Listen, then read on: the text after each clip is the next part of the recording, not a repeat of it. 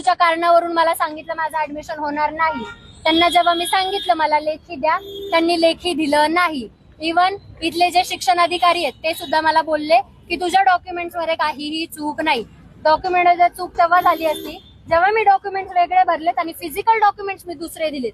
ही documents मधली चूक काय आहेत आणि काय प्रकार आहे? सर, पहिली मागणी आमची अशी आहे की सिंहगड कॉलेजचे जे प्राध्यापक आहेत नितीन भंडारी आणि शिल्पा गायकवाड यांना निलंबित करा, जेणेकरून असा पुढे प्रकार घडणार नाही। माझ्यासोबत जे झालंय ते बाकीच्या विद्यार्थ्यांसोबत होऊ नये। सर्व जे प्राध्यापिक असे हुल्लडबाजी करतात त्यांना चांगला चोप बसावा, जेणेकरून महाराष्ट्र गव्हर्नमेंटने असं उदाहरण सेट करावं।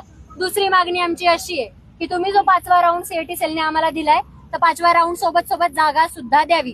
4थ्या राऊंड मध्येच तुम्ही मॅनेजमेंटचे सीट भरलेले आहेत, मग आम्ही 5व्या राऊंडचं काय करावं? 5व्या राऊंड मध्ये फक्त आम्ही फॉर्म भरून घरी बसायचं, लाडकी बहीण म्हणून 75% वाल्यांनी घरी बसून भांडी घासावी का? तुम्ही आम्हाला जागा सुद्धा द्याव्यात। 5वा राऊंड देताय तर जागा सुद्धा द्या। तिसरा आणि सगळ्यात महत्वाचा मुद्दा म्हणे आम्ही डोनेशन भरण्याच्या अवस्थेत नाही।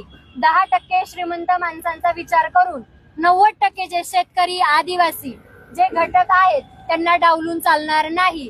तुम्ही फ्री शिक्षणाची तरतूद करा, आम्हाला ऍडमिशन घ्यायचंय, आमचा हा मूलभूत अधिकार आहे। तुम्ही आमच्याकडून डोनेशन मागू शकत नाही आणि जे जे कॉलेज डोनेशन मागतात त्यांच्यावरती महाराष्ट्र गव्हर्नमेंटनी कायदेशीर कारवाई करावी। विद्यार्थी आहोत, आंदोलन करण्याचा अधिकार संविधानाने आम्हाला दिलेला आहे। ही न्याय व्यवस्था आमच्यासाठी आहे। गव्हर्नमेंट जर आमच्या बाजूने अधिकार देत नसेल किंवा निर्णय देत नसेल तर गव्हर्नमेंटनी सरळ सरळ सांगावं की आम्ही डोनेशन एक्सेप्ट करतोय, असा GR काढावा की हा डोनेशन घेणं लीगल आहे।